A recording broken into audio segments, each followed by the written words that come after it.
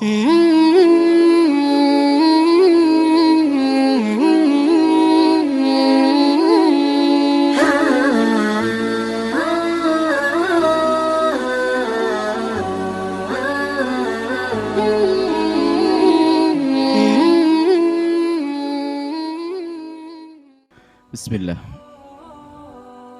Yang pertama yang kita perlukan adalah kejujuran. Kejujuran dari pihak dua.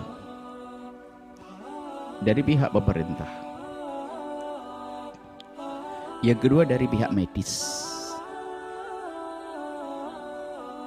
Kalau memang dari pihak medis dan pihak pemerintah itu jujur sesuai dengan kapasitas mereka, medis dengan ilmu mereka, lalu memutuskan bahwa umat tidak boleh berkumpul-kumpul dulu untuk sementara, biar di rumah masing-masing untuk menjaga.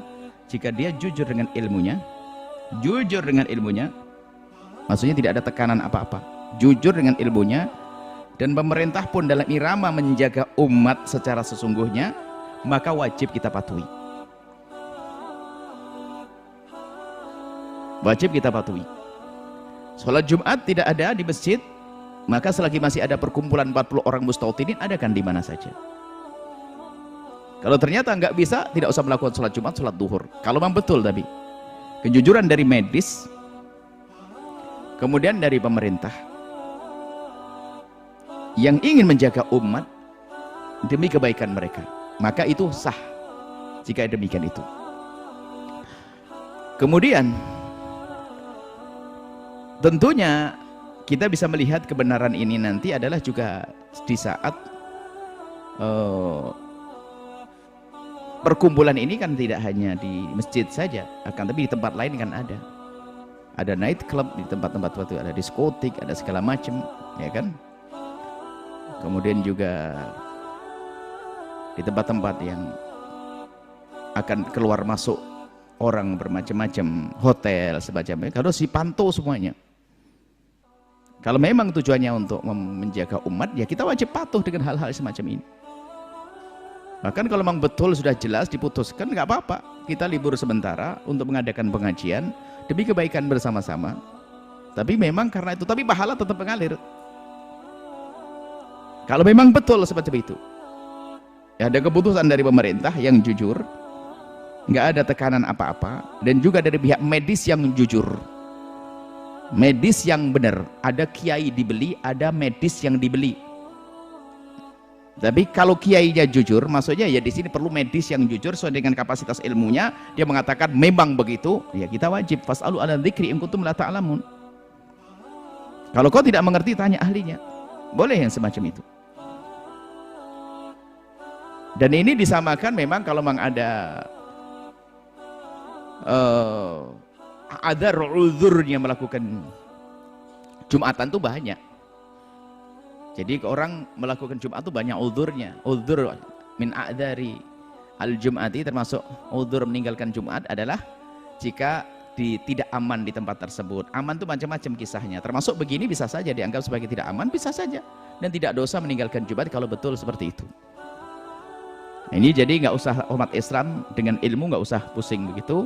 Kalau anda sholat di rumah masing-masing, ya bisa lumayan dengan keluarga bercengkrama hari Jumat dan sebagainya. Tapi itu yang perlu adalah kejujuran dari pihak pemerintah dan ini.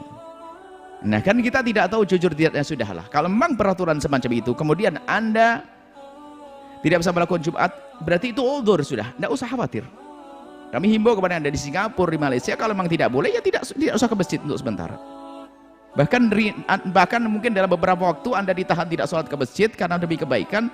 Setelah itu akan muncul kerinduan yang luar biasa, yang dulu nggak pernah ke masjid jadi ke masjid setelah itu. Bahkan mungkin kalau ternyata majelis ini harus ditutup untuk sementara, kita tetap mengadakan pengajian biar nggak ada yang hadir, anda bisa dengan televisi di rumah anda, sehingga semuanya akan hijrah membuang televisi yang nggak jelas diganti dengan televisi al-baca. Wah lumayan jadi baik kan, nggak apa-apa, perlu ditutup kalau begitu pengajiannya. Biar semuanya merubah di rumah tangganya menjadi tontonan televisi yang positif. Setelah itu dibuka lagi ada kerinduan lagi, ya nggak usah masalah. Jangan biasa membuat konfrontasi. Kalau memang keputusan itu nggak ada masalah keputusan. Saya tidak pernah, tidak sejauh prasangka buruk sana sini. Kalau memang keputusan seperti itu, patuhi saja. Dan saya pengen juga dari pihak yang berwajib dengan jelas-jelas datang. Kalau ke tempat ini datang. Kalau Anda pengen datang ke sini, jelaskan siapapun dari pihak berwajib datangkan. Selagi belum didatangkan, kami mendungu. Kami rakyat, Anda pelayan saya, wahai para pejabat, kan begitu. Kami tugas saya menjadi pelayan Anda di dalam mengayomi masyarakat semacam ini, ngurusi masyarakat. Tapi Anda, wahai para pemerintah, wajib memberikan pengarahan kepada kami. Agar kami di saat menjaga umat ini lebih benar, gitu loh. Ini kan ngurusi umat, ini ngurusi rakyat Indonesia Raya kan begini ini.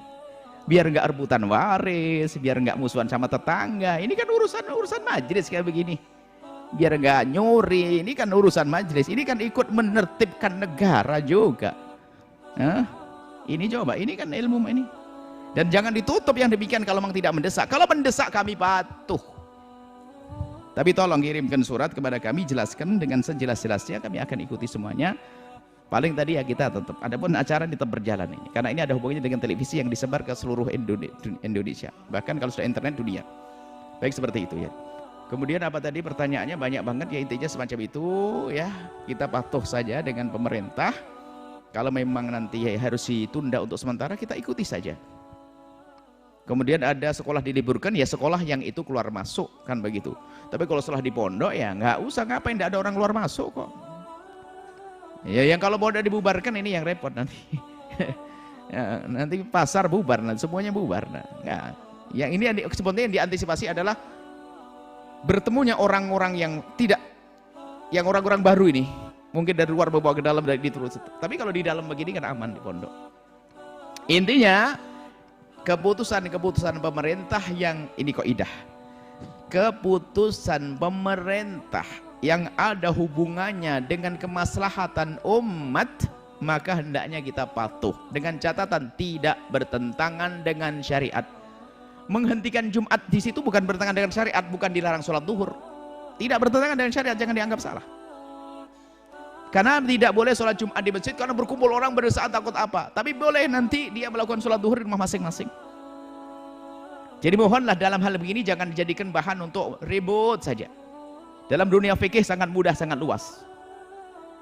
Untuk melapangkan hati, ya dukung pemerintah kalau itu demi kebaikan. Dukung pemerintah kalau itu demi kebaikan. Itu saja bisa kami sampaikan ya. Semoga Allah menjaga. Masalah bersalaman, ya kalau memang, kalau masalah bersalaman, kami himbau deh untuk menjadi, saya bertanya kepada beberapa dokter, sebenarnya yang dihindari itu apa? Ya tangan kotormu pindah ke tangan kotor orang lain dan sebagainya. Jadi kami lebih, insya Allah habis ini akan disiapkan untuk mencuci tangan di beberapa tempat. Insya Allah habis ini. Jadi biasakan Anda bersih diri deh. Ya, kalau tiba-tiba Anda salaman dengan orang lain, Anda sudah pastikan tangan Anda bersih di saat bersamaan dengan orang lain. Jangan kebalik, jangan memastikan tangan orang lain bersih tapi Anda jorok, itu nggak benar. Jadi pastikan Anda selalu bersih. Kalau semuanya selalu menjaga begini, salaman bersih, tangan Anda bersih. Kalau bisa di saku Anda sudah pakai apa, antiseptik atau apa gitu untuk membersihkan jika ini, bukan untuk diri sendiri. Biar Anda jangan bersihan. Saya dengar ini petunjuk dari dokter, pokoknya biasa bersih itu saja, biasakan hidup bersih ya. Jangan habis garuk-garuk lalu makan sop pakai tangan lagi, itu kan kacau nanti dimakan sama temennya, ini kan tidak karu-karuan. Tolonglah umat Islam yang bersih ya. Mungkin untuk pembelajaran juga bagi umat Nabi Muhammad harus bersih deh. Biasakan anak Anda untuk biasa cuci tangan, itu saja. Cuci tangan yang bersih, setelah itu bersalaman biasa saja. Biasa saja. Dan dihindari mungkin ya itu hindari seperti salaman biasa. Kalau ternyata memang petunjuk dari penyakit tidak akan menular. Jadi yang ngasih penyakit adalah Allah. Kalau menular berarti kan semua harus penyakitan semuanya. Ada ceritanya, ada orang berkata, oh Nabi Muhammad itu salah kok. Bagaimana penyakit tidak menular? Ini ada ceritanya, onta itu korengan. Satu onta korengan, lalu didatangkan onta lagi didudukkan. Akhirnya yang lain pada korengan. Kudisen semuanya ontanya. Akhirnya bilang berarti Nabi Muhammad telah salah mengatakan penyakit tidak menular. Akhirnya dikatakan, yang ini ketularan siapa? Ini onta ini ketularannya ini. Terus yang pertama kena corona ini ketularan dari siapa? Jadi Allah yang menurunkan penyakit. Sehingga ada orang satu pesawat pun ada ini kena penyakit, dua kena penyakit, 40-nya juga tidak kena penyakit. Maka serahkan pada Allah, tapi tetap jaga diri, harus menjaga bersih. Biasa bersih itu penting, tidak boleh sembrono ya. Ya, tidak boleh sembrono. Selagi ada petunjuk, itu adalah petunjuk ahli dzikir. Para dokter itu ahli dzikir bagian medis.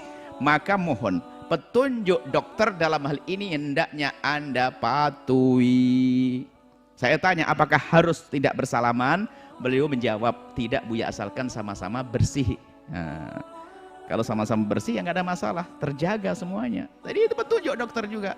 Selagi kita masih ragu-ragu ya dihindari dulu untuk sementara. Itu petunjuk ahli dzikir.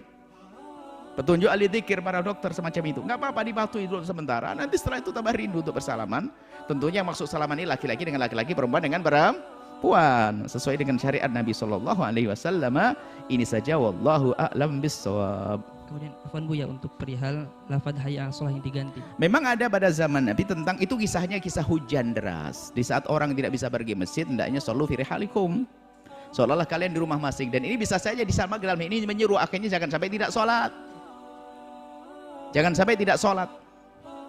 Kalau hayya 'alas shalah kan diseru kepada ini. Ini kisahnya adalah di dalam satu, kalau makanya kita ada di dalam Islam, di dalam kita itu ada namanya sholat jamak karena hujan. Begitu pentingnya sholat. Selagi yang sudah ada di masjid sholat duhur kok hujan deras, kemudian kalau sudah pulang nanti asarnya balik susah karena zaman dulu becek jalan macam-macam begini, maka boleh di sholat jamak, sholat berjamaah dengan jamak takdim. Sholat karena hujan hanya jamak takdim, nggak ada jamak takhir. Jamak takhir sholat nanti kan. Jamak takdim dan sholat zuhur selagi ada hujan, di waktu sholat yang pertama nyambung pertama ada hujan, maka dia boleh menjamak. Seperti itu kisahnya. Jadi itu adalah himbauan untuk melakukan sholat, dan ada pada zaman Nabi itu kisahnya, kisah tentang sholat seperti itu, sholat di hujan. Jadi seperti itu. Jadi itu mengingatkan agar orang sholat, bukan hanya sekedar mendengar seruan azan. Adapun